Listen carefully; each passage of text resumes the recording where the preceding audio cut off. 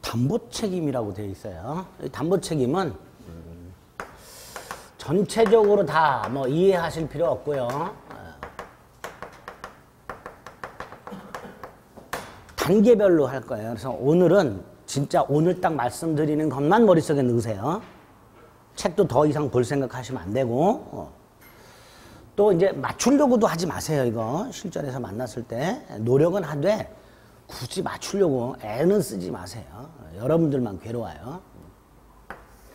자, 먼저 담보 책임 뭔지 생각을 해보겠습니다. 갑과 을 사이에요.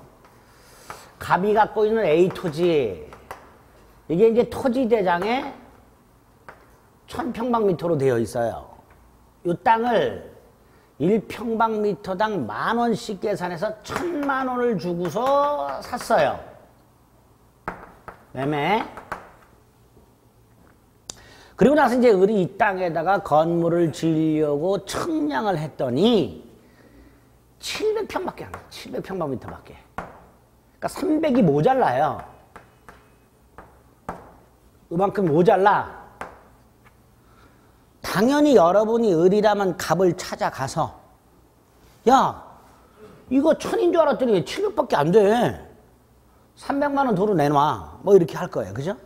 근데 이때 갑이 이렇게 말을 합니다.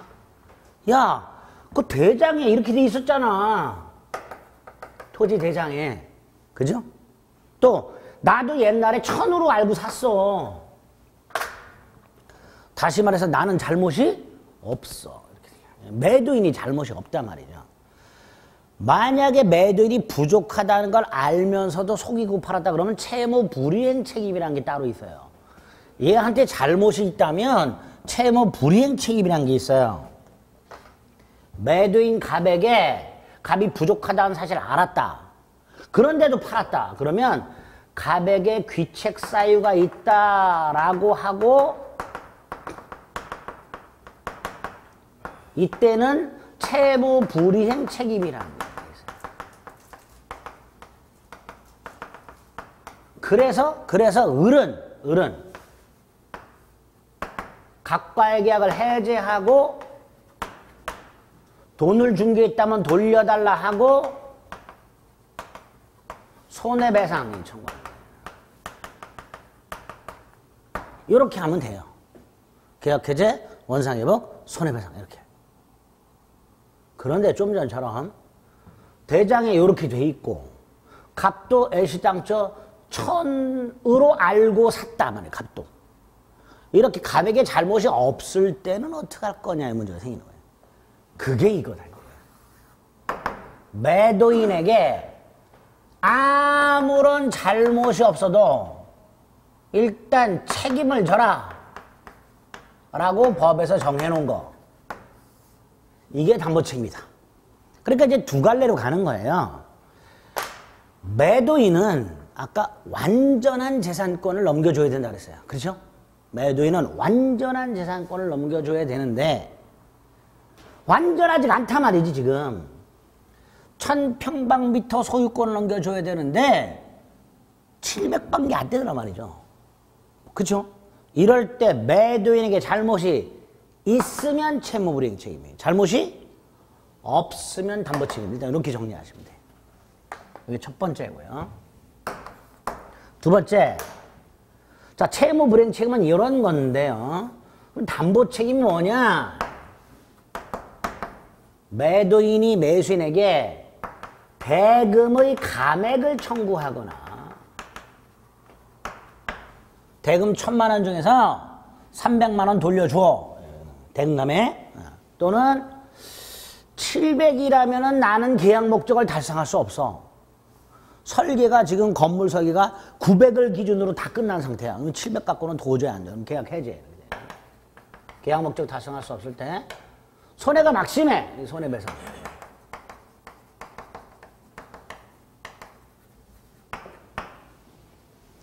그 다음에 이거는 뭔지 몰라도 돼요. 출제액 상환 청구라는 게 있고 완전물 급부 청구라는 게 있어요.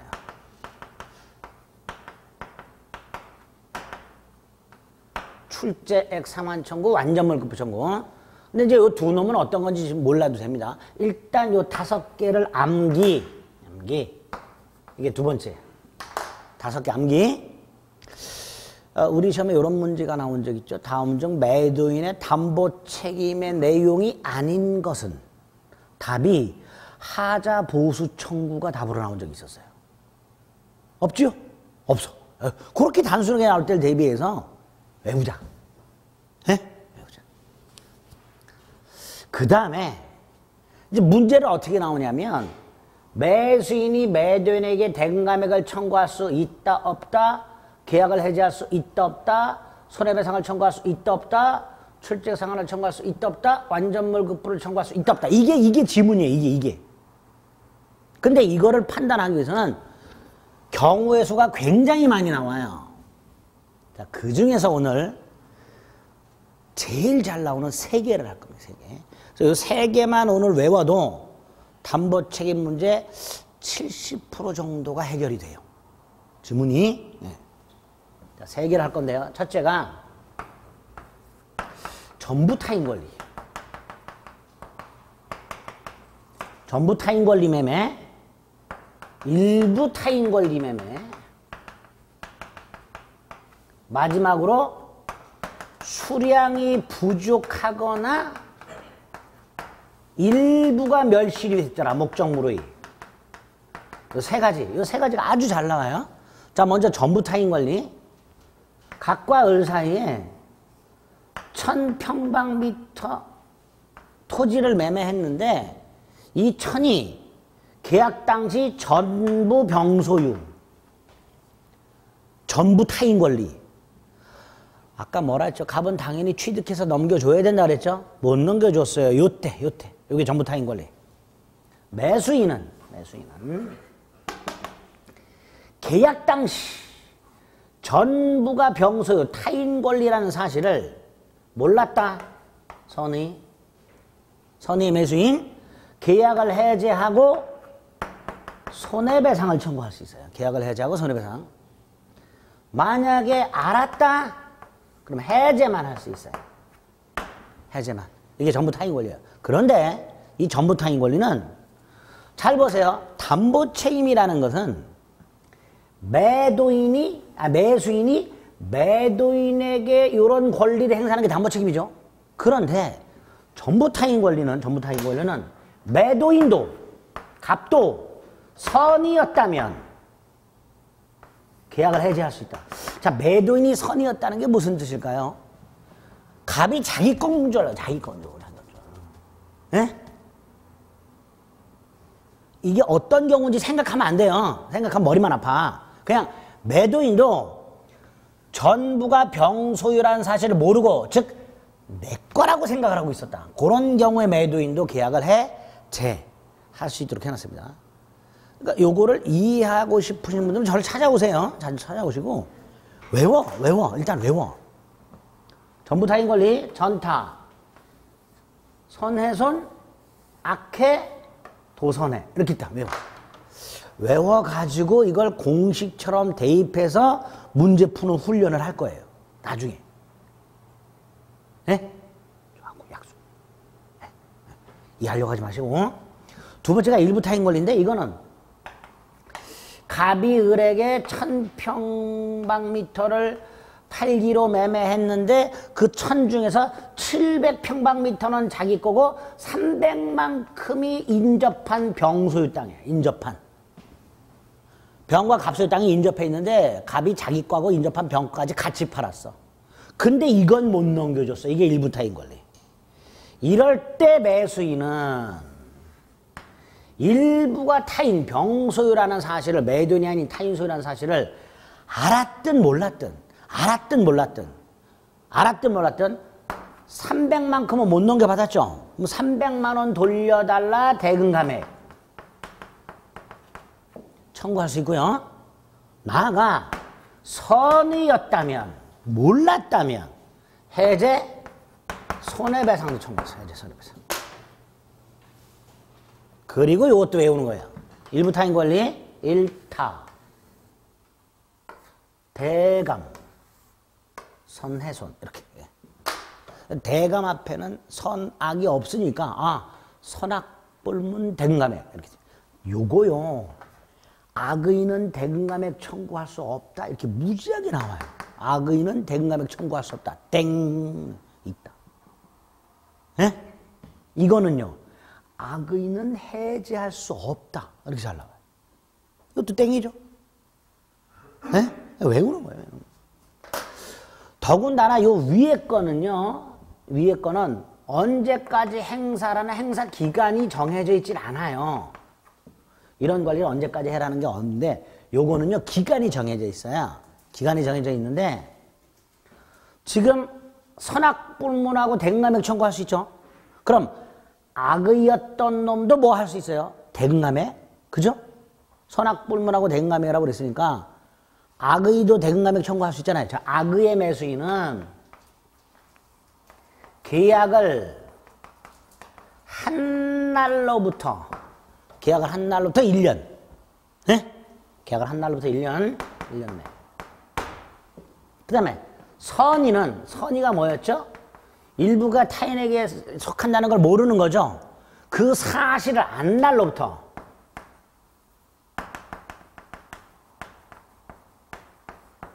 이렇게 하도록 해서 악의는 계약을 한 날로부터 1년, 선의는 사실을 안 날로부터. 이것도요 뻑하면요 선의의 매수인은 계약을 한 날로부터 1년 이렇게 나와요. 지문에. 예? 지금 제가 어떻게 나오는지 말씀을 드리는 거예요. 그것만 하면 문제가 풀려요. 이해 안 해도. 이거 수량부적 일부멸시 이게 이거예요. 이걸 샀는데 300이 모자라. 또 300만큼이 일부 떨어져 나가 있어 이미. 쓰나미나 이런 걸로. 그러니까 수량이 부족하거나 일부가 멸실해 이럴 때는 선의의 매수인만 대금감액 청구, 계약해제, 손해배상 청구할 수 있고 선의의 매수이니까 사실을 안 날로부터 1년. 여기는 계약을 한 날로부터 1년이 있을 수 있어요? 없어요? 없어요. 악의가 없기 때문에. 여기도 계약을 한 날부터 1년이 잘 나와요. 자, 이것도 외웁니다. 수량이 부족하거나 일부가 멸실됐다. 부실, 선대감, 해손 이렇게 됩니다. 그래서 외우는 거예요. 지금 딱 한 번만 해보겠습니다. 전타, 선해손, 악해, 도선해, 일타, 대감, 선해손, 부실, 선대감, 해손 이렇게 됩니다. 그렇게만. 쳐다도 보지 마세요. 나머지는. 자, 그러면 외웠다고 전제를 하고요.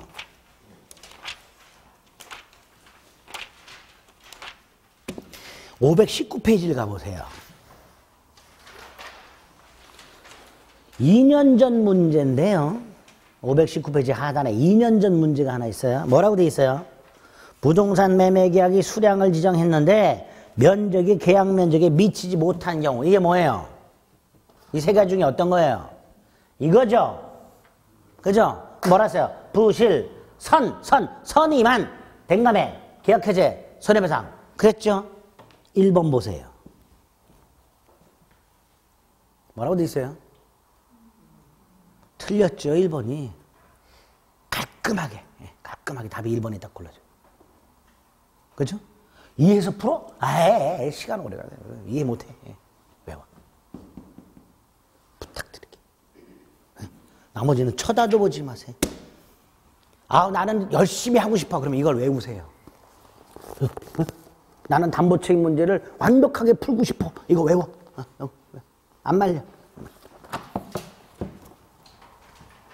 제 말대로 하세요. 가끔 가다가요, 제가 뭐 이렇게 하라 그러면 반대로 하시는 분들이 계세요. 제가 여러분을 불합격의 길로 인도하나 봐. 그렇게 생각하시는 분들이 계셔. 제가 할 일 없어요. 여러분 불합격의 길로 인도하고 있어요. 합격의 길로 인도하겠지. 그죠? 근데 이상하게 시험에 임박하서 제 말을 안 듣고 옆에 계신 분들, 이 주위에 있는 분들의 말을 더 신뢰하는 분들이 굉장히 많아요. 야, 누가 자료가 좋대더라.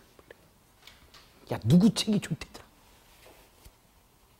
야, 그거 가면 정한이 말 들으면 안 돼. 이거 봐야 돼. 막 이렇게 많아요, 나중에. 그럴 때마다 딱 간절하게 사탄아 물러가라, 사탄아 물러가라. 이렇게. 환매. 이거 나오면 무조건 맞아야 돼, 이거는. 간단한 거예요. 끝. 매도인이 물건 판 사람이죠. 에? 일정 기간 내에 일방적으로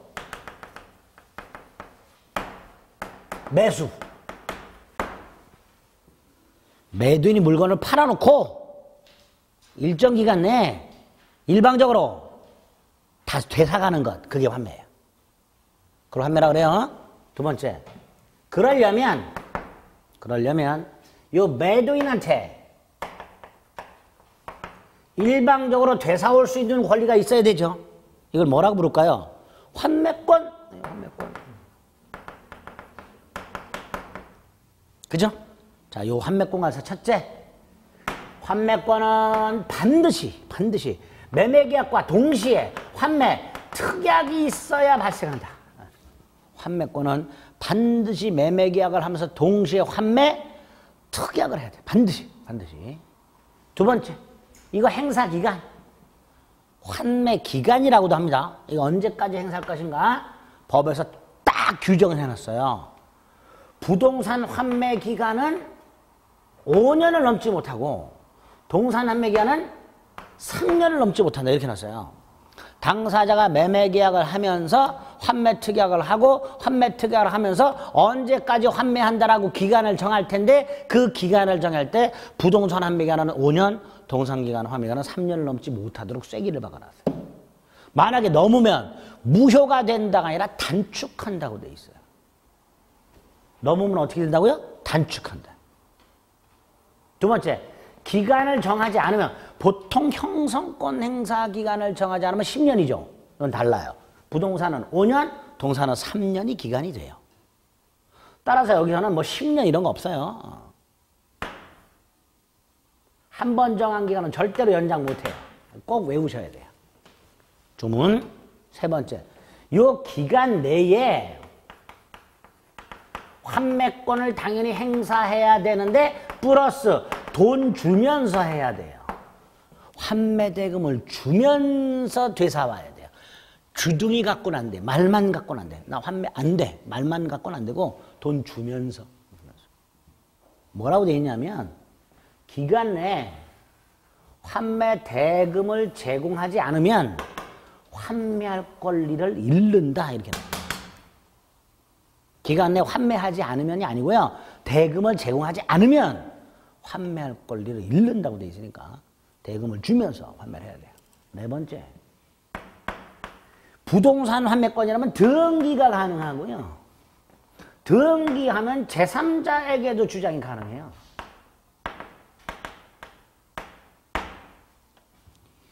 요놈 때문에 요것도 아까 매매 예약하고 똑같이 채권담보기 등으로 수단으로 주로 활용합니다. 잘 생각해 보세요. 여러분이 매수인이라면 매도인하고 매매 계약을 하면서 환매 특약을 할까요? 안 하겠죠, 당연히. 그러니까 활용이 잘 안 돼요, 이게. 저기 뭐 공법 쪽에 가가지고 수용을 했는데 일정 기간 개발이 안 되면은 되사, 이런 공법상 환매 정도는 의미가 있어도 일반 매매하면서 환매는 거의 안 한단 말이에요. 그러니까 이걸 어디다 써먹냔 말이에요, 이거를. 이걸 채권담보로 써먹습니다. 이렇게. 요구하고 결합을 해서 등기. 을이 갑에게. 아까 매매 예약하고 거의 똑같아요. 돈을 빌려줘. 그리고 갑은 A 토지를 담보로 제공해. 담보로 제공하면서 뭐라고 약속을 하죠? 돈을 못 갚으면 뭘 넘겨준다고? 소유권을 넘겨준다고 약속을 해. 여기까지 똑같아. 그런데 아까는 가등기 했죠? 이번에는 소유권 등기를 미리 넘겨줘요. 그런데 지금 A 토지에 대해서 등기부를 떼었을 때 소유권자가 을로 등기가 돼 있겠죠. 이거 소유권이 아니고 양도담보권이라 그래요. 뭐라 한다고요? 양도담보권. 그러니까 부동산 소유권 등기하고 부동산 양도담보권 등기는 똑같아요. 외형이. 그러니까 소유권자을 이렇게 되게 이 사람 소유자네? 아닐 수도 있어요. 뭐일 수도 있어? 양도담보권자. 그죠? 그 상태였다가 돈을 안 갚으면 등기는 그대로 있으면서 양도담보권이 뭘로 바뀌는 거예요? 소유권으로 바뀌는 거예요. 예? 예? 근데 요렇게 해놨을 때 을이라는 놈이 변제 이전에 팔아먹는 경우, 그럼 갑은 나중에 돈을 갚더라도 소유권 등기를 되찾아오지 못하는 이런 경우가 생길 수 있게 돼요. 그죠? 그러니까 갑은 돈 빌리면서 을에게 소유권 등기를 넘겨줄 때 불안하겠죠. 그래서 갑의 이름으로 뭘 해놔? 환매권 등기를 해놔요. 환매권 등기를. 그리고 나중에 돈을 갚으면서 갑이 돈을 갚으면서 뭘 행사해서 이거 행사해서 등기를 되찾아. 그러니까 이렇게 되어 있으면 설령 중간에 을이 팔아먹더라도 그 재산되게 그걸 행사할 수 있어요. 갑은 불안해할 이유가 없게 되죠. 자, 여기서 아까 을에게 소유권 등기만 넘어갔다. 양도담보라 그랬죠. 예? 양도담보. 그런데 채무자 이름으로 환매권까지 등기됐다. 이걸 매도담보라고 그래요. 무슨 담보? 매도담보. 매도담보.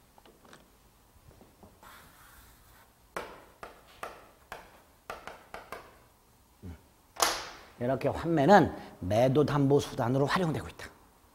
여기까지. 됐죠?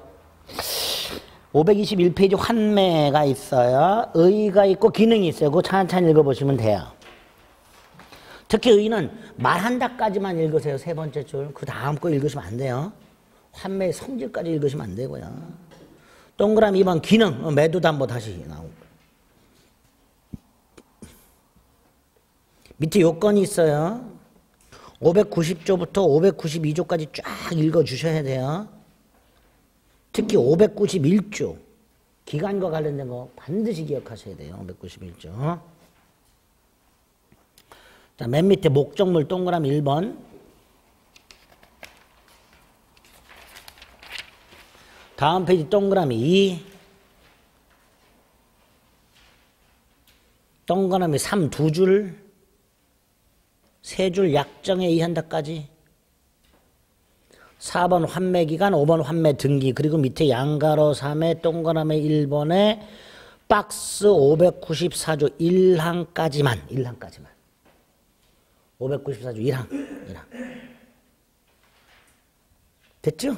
그 정도까지. 일단 이번 순에서 환매는 그 정도 기억하시면 됩니다. 여기까지가 매매, 여기까지가. 그 다음 이제 한 장을 넘기면 교환계약이 나오죠. 교환계약은 뭐 별거 아니에요.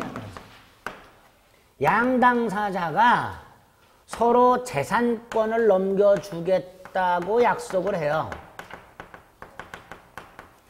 갑도 재산권을 넘겨주겠다고 약속, 을도 재산권을 넘겨주겠다고 약속. 이렇게 서로 재산권 이전을 약속하는 것을 교환계약이라 합니다.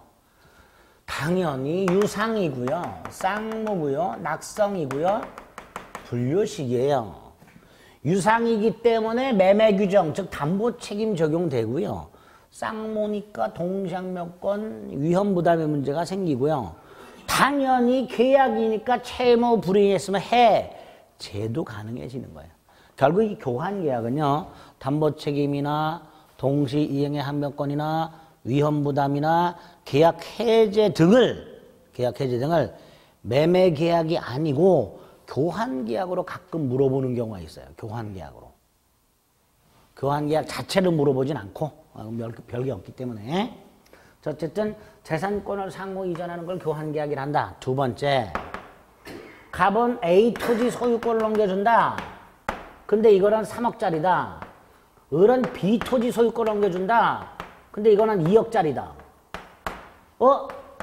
차액이 생겼네. 그죠? 이거 어떻게 할 거냐의 문제는 차액.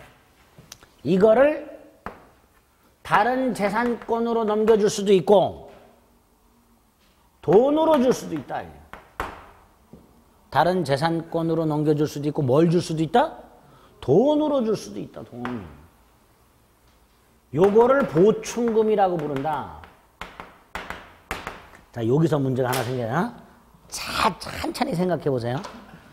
교환계약상 채무가 뭐죠? 교환계약을 했을 때 발생하는 채무.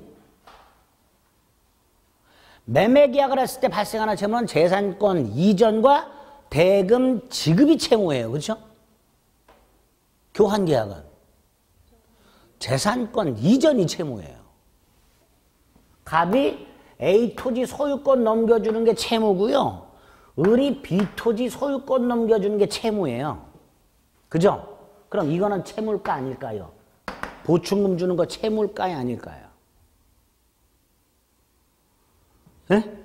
보충금을 1억을 주는 것 이거 교환계약상 채무일까요 아닐까요? 아니지요. 아니잖아. 예? 이 1억 돈이 재산권이에요? 그냥 화폐잖아요. 재산권이 아니에요. 소유권 같은 재산권이 아니에요. 돈은.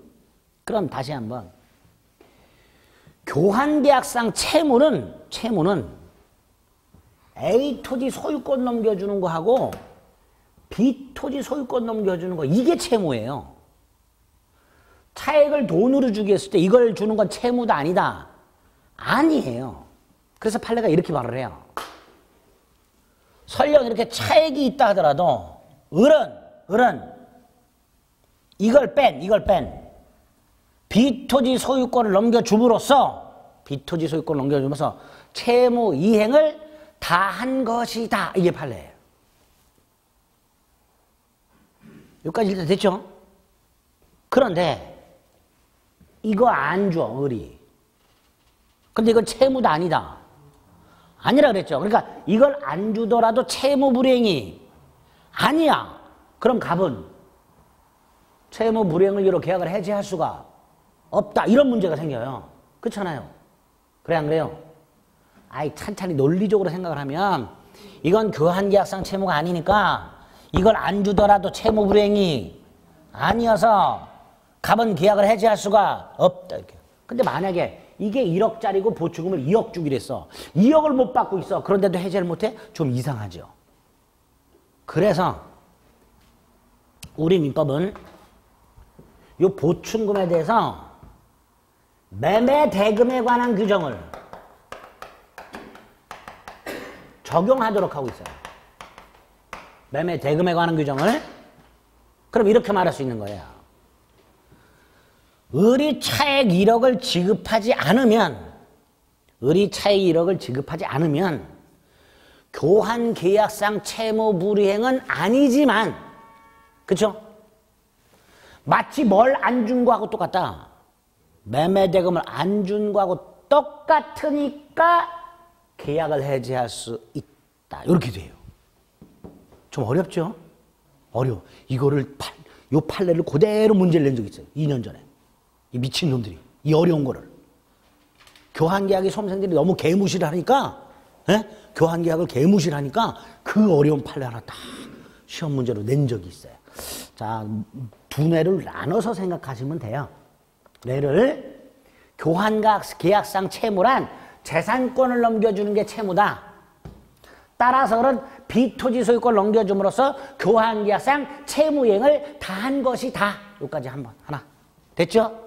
두 번째, 보충금을 지급하지 않았다 하더라도 채무불이행은 아니지만 마치 매매대금을 지급하지 않은 거하고 똑같으니까 채무불이행으로 본다. 채무불이행이 아니고 채무불이행으로 취급한다. 그래서 갑은 뭐 할 수 있다? 계약을 해지할 수 있다. 예?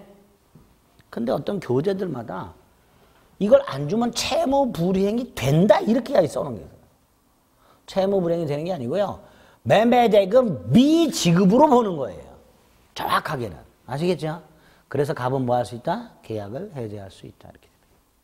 그 다음에 매매대금의 규정을 적용하다 보니까 하나 더 생각해 보실 게 있죠. 을이 이 보충금을 갑에게 주기 전에, 지급하기 전에 토지를 먼저 인도받았어요. 아까 뭐라 했죠? 매매에서? 대금 지급 전에 물건 먼저 인도받으면 대금에 뭘 지급해라? 이자 지급해라 그랬죠. 보충금을 이자 지급해야 되는구나. 이렇게 됐죠. 네? 보충금을 지급하기 전에 A 토지를 먼저 우리 인도를 받았다면 A 토지 인도 받은 날로부터 보충금을 뭘로 보니까 매매 대금으로 보니까 보충금에 뭘 지급해라? 이자를 지급해라. 이렇게 돼요. 네? 괜히 했나 이거? 그냥 여기서 끝날 걸 그랬나? 좀 기억해 주세요. 교환. 교환의 의의하고 성질은 어렵지 않은데 밑에 효력 보세요. 거기 양가로 1번이 있어요. 그 다음에 양가로 2번을 보세요. 양가로 2번을 보면요. 세 번째 줄에 차액을 제외한 나머지 재산권을 이전이라고 되어 있죠. 지금 이거하고 연결 보세요. 차액 1억을 제외한 나머지 비토지 소유권을 이전함으로써 교환계약상의 의무를 다한 것이며 여기까지. 다만 변제를 게을리하여라고 되어 있죠. 그걸 이렇게 바꿔요. 이 차액 1억 지급을 이걸 게을리 한 경우에 마지막에 뭐라고 되어 있어요? 계약을 해지할 수 있다. 그죠? 교환계약상 채무는 아니지만 이 1억을 차액을 주는 게 교환계약상 채무는 아니지만 마치 매매대금처럼 봐서 이걸 지급하지 않으면 매매대금 미집과 똑같으니까 뭐 할 수 있다? 계약을 해지할 수 있다. 여기 교환계약. 됐죠? 요 정도. 자, 그 다음에 이제 임대차. 아주 중요하죠, 임대차. 일단 대차라는 것은 빌려준다, 빌린다, 차 이렇게 되죠. 빌려주는 걸 대라고 하고요. 빌리는 걸 차라 하죠. 그리고 이 대차가 민법에 3개가 있다고 그랬죠. 뭐가 있죠? 소비대차가 있었죠. 사용대차가 있죠. 임대차가 있죠. 소비대차, 사용대차, 임대차. 일단 소비대차와 나머지는 물건이 뭐냐? 물건. 소비물이냐? 비소비물이냐? 소비물이 뭐예요? 쓰면 없어지는 거. 그게 소비대차. 안 없어지는 거. 비소비물이죠. 쌀이 똑 떨어서 옆집에서 쌀을 빌렸어. 소비대차예요. 밥 해먹고 동종류 쌀로 반환하면 되겠죠. 집에 오한마가 없어서 관리사무실 가서 빌렸어요. 이런 게 비소비물 이렇게 되는 거예요. 어쨌든 소비물, 비소비물 이렇게 구별이 돼요. 그 다음에 사용대차고 임대차는요. 요거는 무상이에요. 요건 유상이고. 무슨 뜻이에요? 차임 안 줘요. 이건 줘요. 사용대차는 언제나 무상, 임대차는 언제나 유상 이렇게 됩니다. 이렇게 일단 구별합니다. 그 다음에 임대차. 양당사자가 무엇을 약속하는가? 임대인은 물건을 사용할 수 있게 해주겠다. 렌터카 회사는 렌터카를 빌린 사람한테 렌터카를 쓸 수 있게 해주겠다. 이렇게 약속을 하는 거죠. 그죠? 반면에 빌린 사람은 사용료를 내겠다. 차임지급 이렇게 돼요. 이렇게 일방은 물건에 대한 사용수익을 타방은 차임지급을 약정함으로써 성립하는 성질, 유상, 주고받으니까 쌍무, 둘 다 채무가 생기니까 낙성, 약속만 성립하니까 불료식, 구두로 계약해도 되고 계약서 써도 되니까 유상, 낙불 이렇게 되겠죠. 낙불. 그 다음에 특징. 자, 물건. 좀 전에 말씀드렸어요. 비소비물.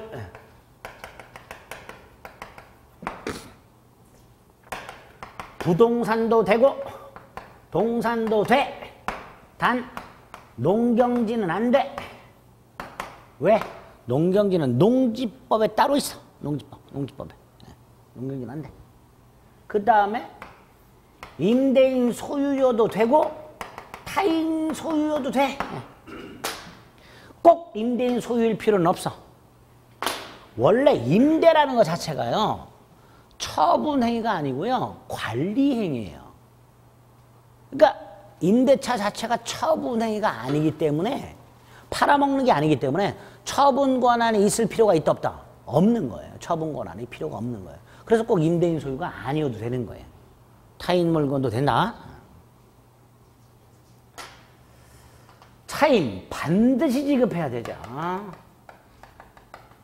안 주면 사용대차라 그랬어요. 임대차가 아니라. 그리고 금전이어도 되고 아니어도 되고, 돈도 되고 물건도 되고 노동력도 되고, 반드시 돈일 필요는 없다. 뭐 이런 거죠. 또 차임 액수 이런 거 제한이 있을까요? 없을까요? 없어요. 차임은 얼마까지 이런 거 아예 없습니다. 차임액에 관한 제한 따위는 없다.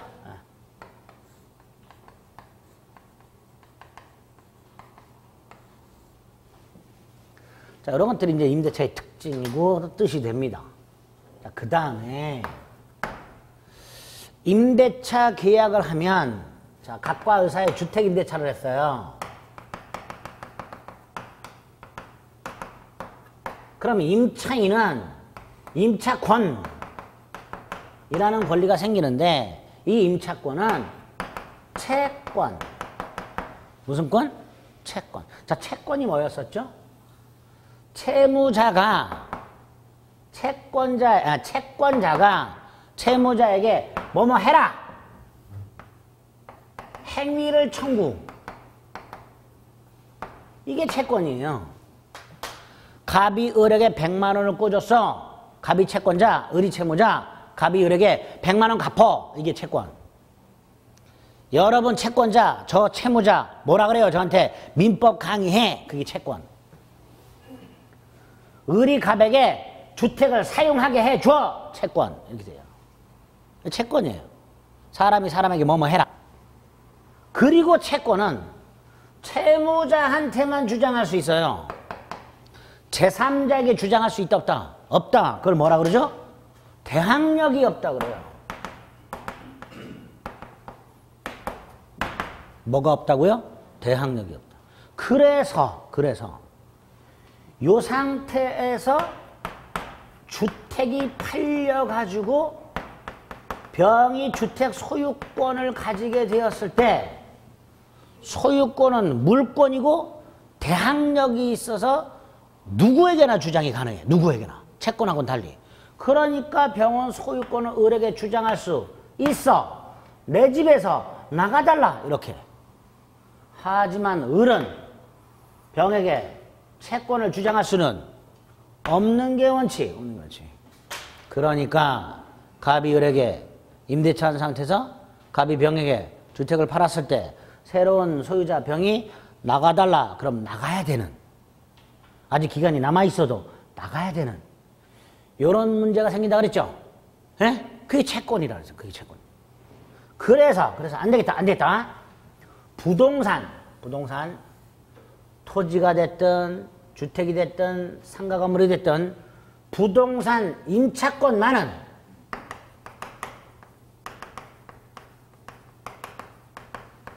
뭐를 부여하여? 대항력을 부여하여, 에? 그 힘을 강화시켜주자. 이렇게 되죠.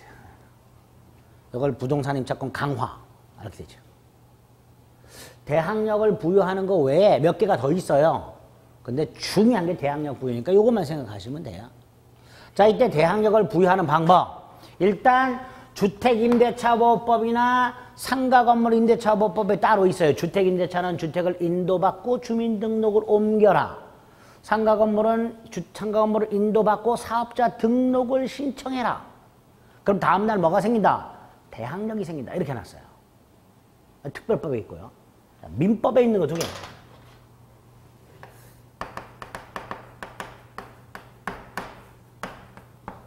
(621조) (622조) 주문 먼저 확인해 볼게요. 530페이지. 530페이지 가운데 621조, 622조가 있죠. 자, 621조 뭐라고 해요? 조문 외우셔야 돼요. 당사자 간의 반대 약정이 없다면 임차인은 임대인에 대하여 임차권 등기 절차 협력을 청구할 수 있다 이렇게 돼 있죠. 그죠? 네? 임차권 등기 청구권이에요. 그런데 첫째, 반대 약정이 없으면 이렇게 돼 있어요. 그럼 반대 약정을 하면 청구 못하죠. 임의규정. 그리고 청구권이어서 임대인 동의가 필요해요. 다시 말해서 임차인 을이 임대인 갑에게 등기 절차 협력을 청구하더라도 갑이 NO 그럼 그만이에요. 갑의 동의가 필요해요. 예?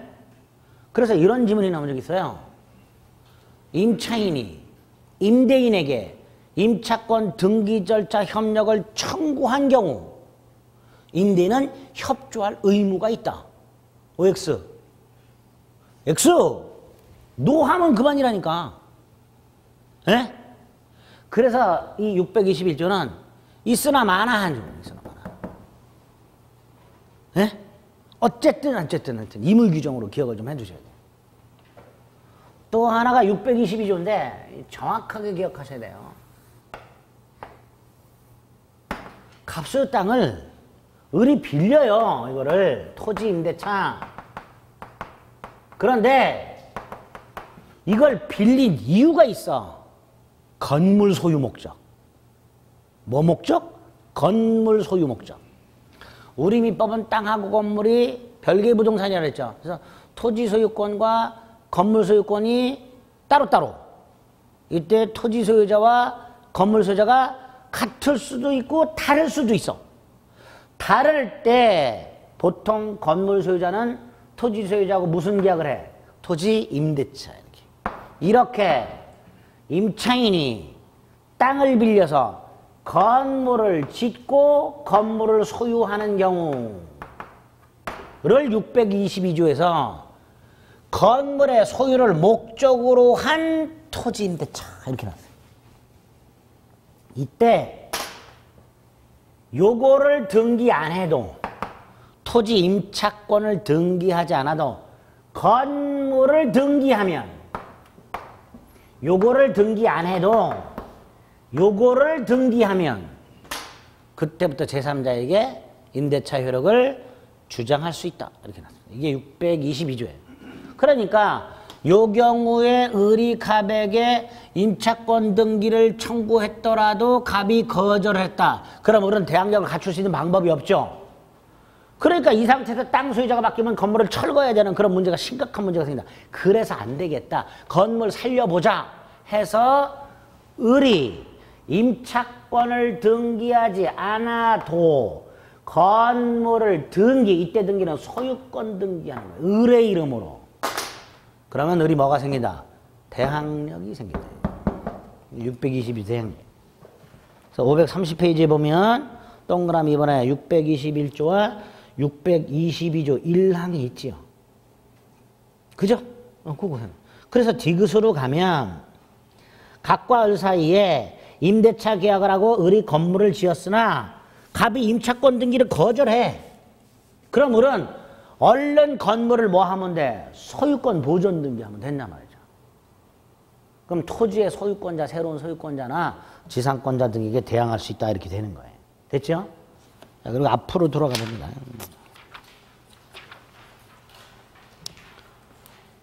525페이지 임대차 의 618조. 자, 밑에 의 읽어주시고 양가로면 법적 성질 동그라미 1 판례는 말고 나중에 밑에 동그라미 2 동그라미 3까지 이제 기억하시면 돼요. 됐죠? 여기까지가 일단 임대차 계약이 뜻이고 부동산 임차권 강화. 세 번째, 임대차 계약의 성립. 성립은 별거 없어요. 임대인과 임차인 사이에 물건에 대한 사용 수익과 차임 지급에 대한 의사합치가 있으면 성립을 할 거예요. 그렇죠? 여기서 존속 기간하고요. 갱신의 문제가 생기더라. 존속 기간은 뭐예요? 언제부터 언제까지? 여러분들 뭐 렌터카를 빌릴 때도 시간 정하죠. 언제부터 언제까지. 뭐 숙박 계약도 마찬가지고요. 주택이나 상가 건물 임대차도 마찬가지고요. 언제부터 언제까지 기간 정하죠. 그게 존속 기간이에요. 기간이 끝나면 재계약에 문제가 생기죠. 그게 갱신이에요. 이렇게 존속 기간과 갱신 두 가지가 문제가 되는데 이게 우리 민법에 이제 5군데 나온다 그랬어요. 5군데. 그중 먼저 민법상 임대차. 민법상 임대차. 자, 먼저 존속기간이라는 건 두 가지 유형이 있어요. 최장, 존속기간과 최단. 두 가지 유형이 있는데, 최장 기간은요,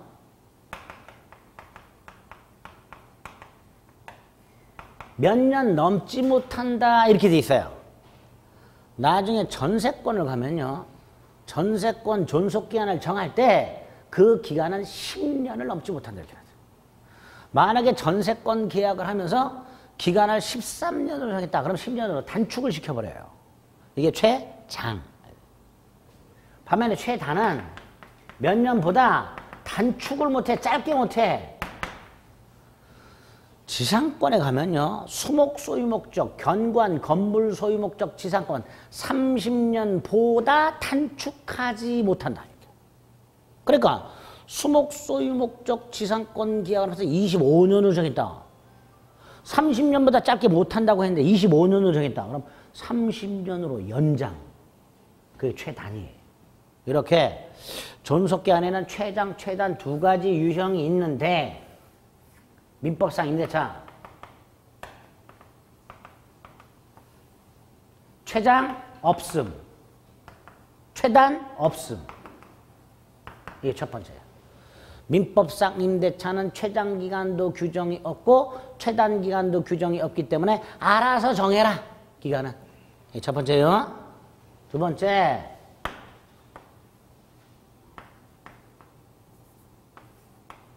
기간을 약정하지 않았어?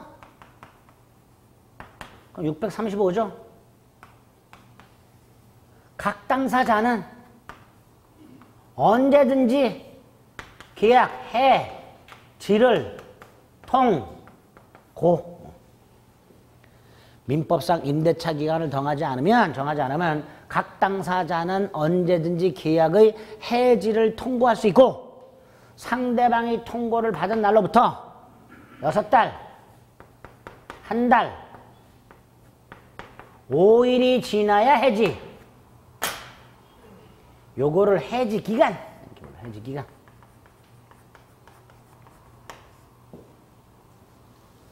자, 부동산 임대차의 경우 임대인이 해지 통과하면 6달, 임차인이 해지 통과하면 한 달. 동산의 경우 누가 해지 통과하든 5일 지나야 해지. 그런데 원래 해지는 상대방이 있는 의사표시이기 때문에 111조 1항에 따라서 그 해지의 의사표시가 상대한테 도달한 때 해지가 돼요. 그게 원칙이야. 이걸 즉시 해지라고 그래요. 무슨 해지? 즉시 해지는요. 즉시 해지되는 게 아니고요. 해지의 의사표시가 상대방한테 도달한 때 해지. 이게 즉시 해지. 반면에 해지 통고는 상대방에 도달하고 나서 일정한 기간이 지난 후에 해지. 이게 해지 통고. 이게 예외가 되는 거예요. 구별하자. 그 다음에 해지 통고가 일단 2개가 더 있다. 해지 통고가 636조와 637조가 있는데 636조는 뭐냐? 당사자가 기간을 정했어. 임대차 기간을 정했어. 5월 1일부터 12월 31일까지 정했어. 정했는데 그 밑에다 당구장 표시를 딱 한 다음에 당사자는 언제든지 해지할 수 있다라고 특약을 했어. 그러면 기간은 정해놓고 해지권을 유보했다면 기간 안 정한 거하고 똑같죠? 응? 언제든지 해지할 수 있도록 해놨다니까. 기간은 12월 31일까지 정해놓고 특약을 해가지고 단 그 전에 언제든지 뭐 할 수 있다. 해지할 수 있다. 이렇게. 그럼 기간 안 정한 거 똑같단 말이야. 이것도 해지 통고. 또 하나가 임차인이 파산한 경우. 임대인이나 파산한 임차인의 파산관제인이라고 법정대리인이 하나 생겨요. 법원이 선임을 해요. 이렇게 임차인이 파산했을 때 임대인 또는 그 파산한 임차인의 파산관제인, 파산한 자의 재산관리인, 그 사람이 계약을 해지할 수 있고요. 그럴 때도 해지 통고로 갑니다. 그러니까 됐죠? 그냥 존속기간 요구죠. 그다음에 갱신. 이 세 가지 유형이 있어요, 갱신이. 당사자들이 합의로 갱신하는 약정갱신과 하다가 갱신되는 묵시적 갱신. 즉 법에서 정한 요건을 갖추면 갱신한 것으로 간주, 법정갱신 또는 묵시적 갱신. 또 하나가 갱신의 간접적 강제. 이거는 뭐냐? 이거는 두 개의 권리가 세트예요. 세트. 한쪽이 계약의 갱신을 청구하고 상대방이 이걸 거절하면 갱신 청구한 사람이 지상물의 매수를 청구하고 이 지상물 의청으로 거절할 수 있다 없다? 없다. 그래서 만약에 각과 을의 계약을 했는데 이게 규정이 돼 있다. 만약에 갱신의 간접적 강제가. 그러면 이런 거예요. 을이 갱신을 청구했다. 갑이 거절했다. 그럼 을은 매수를 청구할 수 있다. 사라. 그거는 거절 못한다. 무조건 사야 한다. 이게 갱신의 간접적 강제예요. 이렇게 세 가지 방법의 갱신이 있는데 민법상 임대차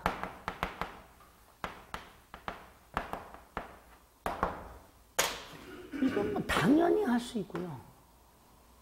이거 639주 묵시적 갱신. 자, 요건과 효과.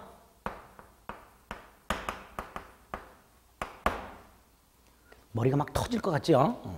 자, 요건. 세 가지 요건. 제주도 가서 렌터카를 48시간을 빌렸는데 48시간이 됐어. 이걸 기간 만료라고 그래요.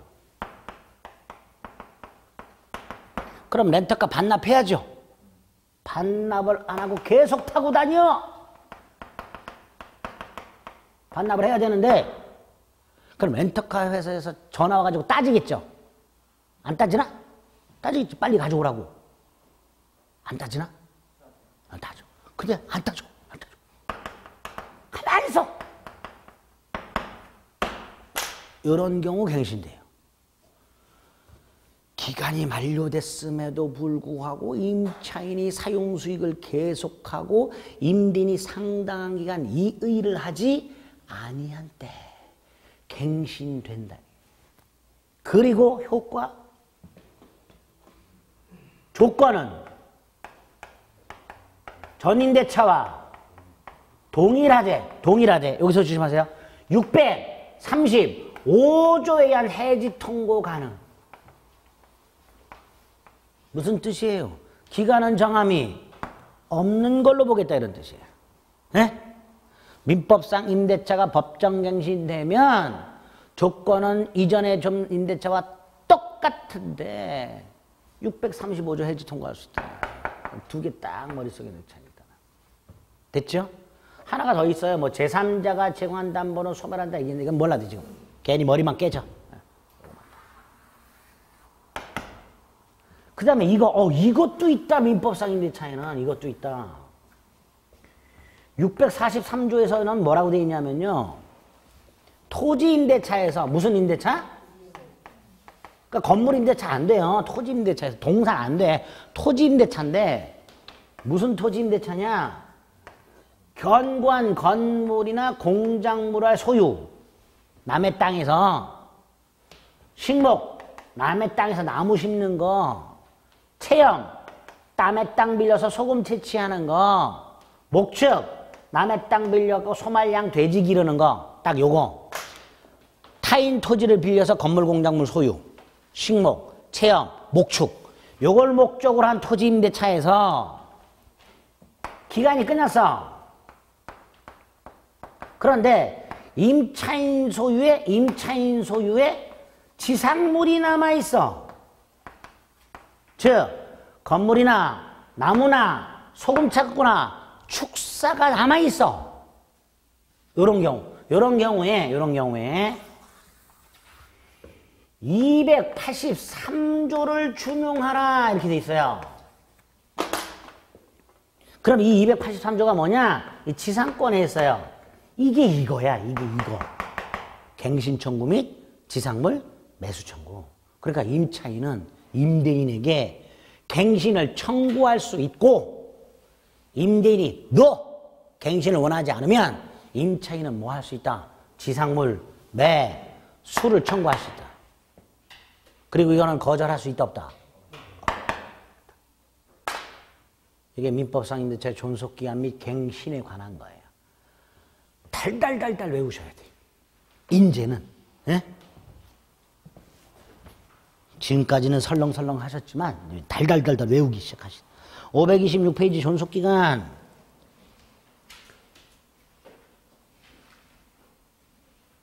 뭐 양가를 1번에 그 5줄은 안 보셔도 되고, 동그라미 1번 기억 니은,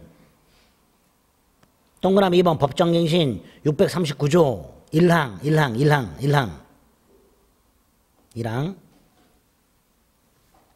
그 다음 오른쪽 기간을 약정하지 않은 경우 635조 636조가 있죠. 하나가 더 있었지 아까. 이거 파산. 그래서 다시 한번요. 여기 보세요. 해지의 의사표시가 상대한테 도달하면 바로 해지되는 게 즉시제라 그랬죠.